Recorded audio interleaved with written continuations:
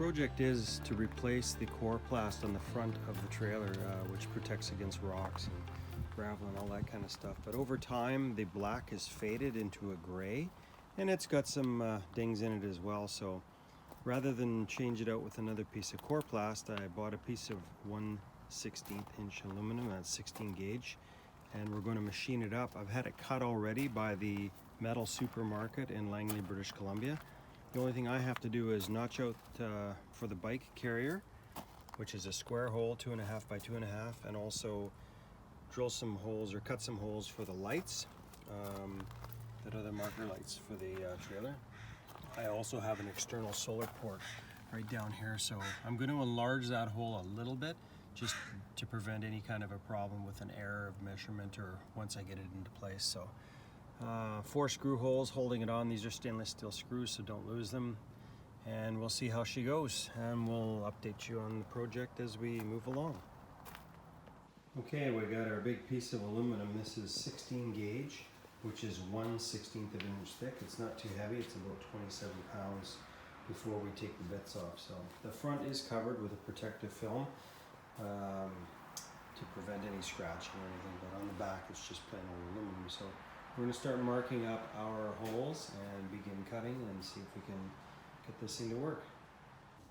Okay, so we've made our markups now. So this is the plan looking at the trailer. So this is the left side, or the passenger side, and this is the driver's side. So we have to superimpose that because we're marking up the back of this panel.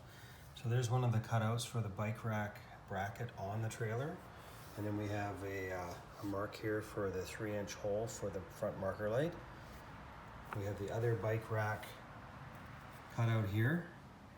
And then we have the other light cutout, which is right there. And then we have the solar accessory plug there. So all things work out. This should be just right. We've measured it a whole bunch of times on the trailer, and also made some adjustments from the factory, because the original coroplast wasn't quite centered over the lights. So it wasn't bad, but we just wanted to make sure that we could get it as close as we can. So start cutting holes.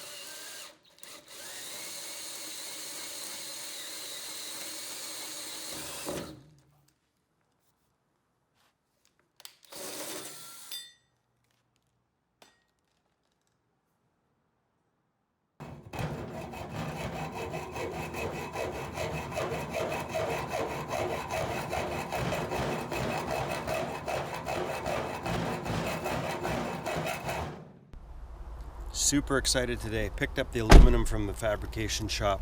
Got them to put in a little bit of a curve so it conforms to the front of the trailer. So here's the product here, and we've already put the holes in it in the front for the marker lights as well as the external solar panel, and notched it out for the bike supports. So we're going to be placing it on the trailer and taking the old ones off. Really simple. All we did was release the bike rack, just laid it down on the propane tanks at the front, took out the 4 screws that are in the corners. Now remember that these are stainless steel screws, and you do want to keep them because they will prevent electrolysis between the aluminum and the body. So I'll just give it a tug like this and off she comes, and that's it. So now we're going to get set up and ready to put on the new piece. Behind here is just where the 2 mating points for the upper and lower shells come together. Of course, you've got your lights. And this rail here is actually stuck onto the trailer with some really high tensile sticky tape, not screwed. So that's why we want to make sure that we've got the contour correctly, because we don't want to have pressure on that. And in the bottom here, it just sits in this little track, which is basically a Ketter rail that's been riveted onto the vehicle. So let's get ready and let this get going. So before we start putting the panel on, what I wanted to do is to take some 7/64 vacuum hose, which I collected. My box of goodies here. And we're going to split the hose and basically line the holes here to just give it kind of a trim out finish and to prevent any scratching that might occur on the lights themselves or if somebody's working on the trailer. So we're going to be doing that to all 3 holes and the bike rack grooves at the top. And then I've got some rubber foam tape here. This is 19.5 millimeters wide and 11.1 thick, just to prevent the panel from rubbing on the front of the trailer and give it some sort of strength or rigidity so it doesn't vibrate when you're ripping down the highway. So now we'll cut our vacuum hose in half, a little split, and put some on. Okay, so now we've lined the holes with some vacuum hose just to give it a better appearance and to finish it off a little bit. There's the solar port one there. And now we're going to drill the holes based on the template we took off the trailer to hold it onto the side rails. So I think we'll just do it right here in the back of the truck, lay the other one on top and drill some holes in it. Okay, so we got the holes drilled in the corners here. There's 4 of them. What I've found when you're trying to countersink or clean up the hole afterwards, you can use a drill bit that's quite a bit larger, in this case 1/2 inch, just to give a little bit of a radius to clean up the burrs of aluminum. So we've got our linings on here, our linings on here. The other thing we're going to do is we're going to turn it over and we're going to put some canopy tape on it, much like the original had, just to keep it from vibrating on the side of the trailer. So I'm going to go ahead and do that now.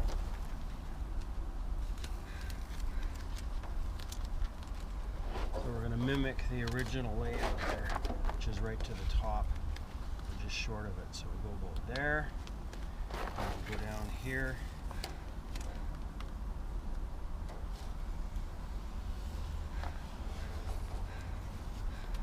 Straight. Let's see if we can get that straighter.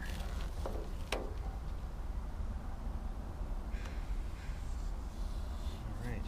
There we go. I'll just trim that off. Razor blade. Over here, lay another one down. Again, it's just to keep it from vibrating against the trailer. It's not for weatherproofing or anything like that.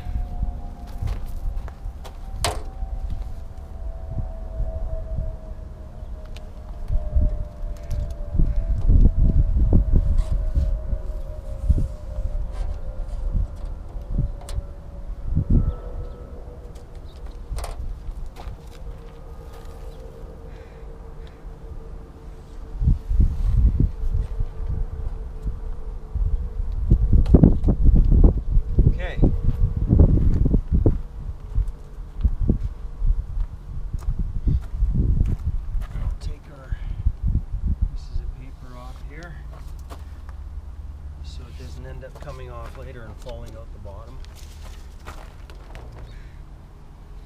And it looks pretty good to me, so now it's time to try fit it into place.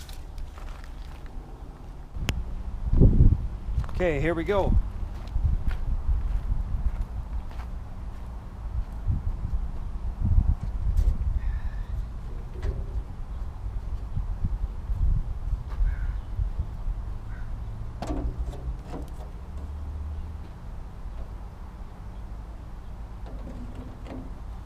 So far, so good.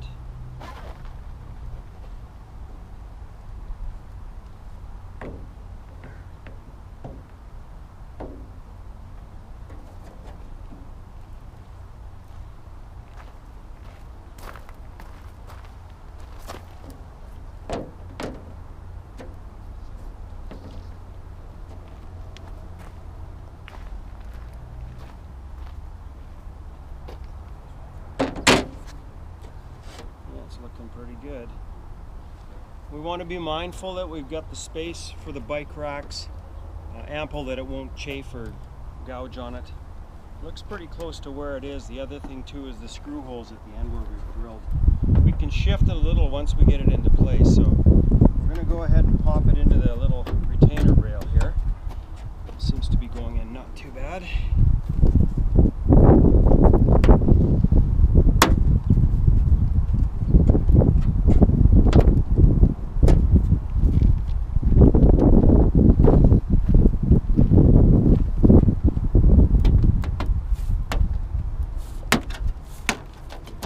That's it, it's in place.